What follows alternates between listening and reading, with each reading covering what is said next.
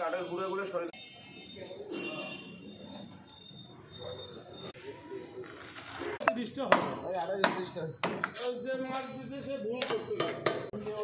নিয়ে যেতে নিয়ে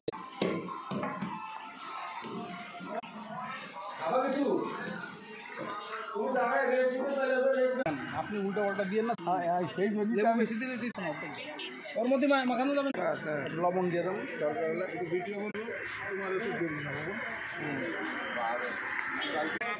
কি লাগবে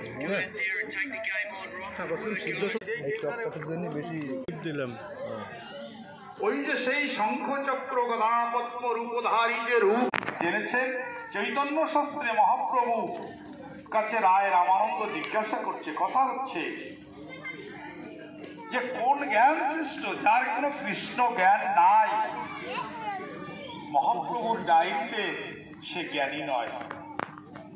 আর যদি কৃষ্ণ জ্ঞান থাকতো আজকে এই মাকে পূজা করছি, আজকে এইখানে বসে এই এলাকাটা কি কালীবাড়ি জরিপ করেন যে আজকে এই মাকে পূজা করছি যিনি জগৎ সংসারে আমাকে এনেছেন, তার কতটুক পূজা তার কতটুক স্মরণ দিচ্ছি।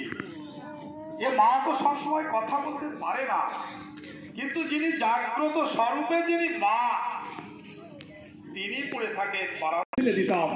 কোথায় থাকতো সেই ডাক্তার ইঞ্জিনিয়ার চাকরি, আজকে এই মায়ের সামনে বসে এখানে বলে গেল। এটাই হচ্ছে জগৎ সংসারের নিয়ম। আর যে ভক্তির কথা বলছি আমাদের এখনো অনেক অনেক বাকি। দেখবেন আমি এইটা অনেক জায়গায় বলি, আপনারা হয়তো আমাকে মনে মনে রাগ করেন, তিরস্কার করেন যে বেটা আসে প্রতিদিন এই এক কথা বলে। ভক্তি জগতে এখনো পৌঁছাতে পারেনি। ভক্তি জগতে ভোগ নিয়ে আসি, স্যান্ডেলটা খুলছি ডান হাত দিয়ে, ওই হাত দিয়েই আবার ভোগ দিচ্ছি। আরে আমি যদি গা চুলকায় আপনাকে হাত না দিয়ে দিই, আপনি খাবে? তো উনি কি এত খাওয়ার কাঙ্গাল? হ্যাঁ, ওনার কি খাওয়ার জায়গা নেই? এটাই হচ্ছে। গতকালকে শোনেন বেতাগায় যে কিশোরদের বাড়িতে, তরুণদের বাড়িতে উনি মহারাজ আসছিলেন, গৌতম মহারাজ।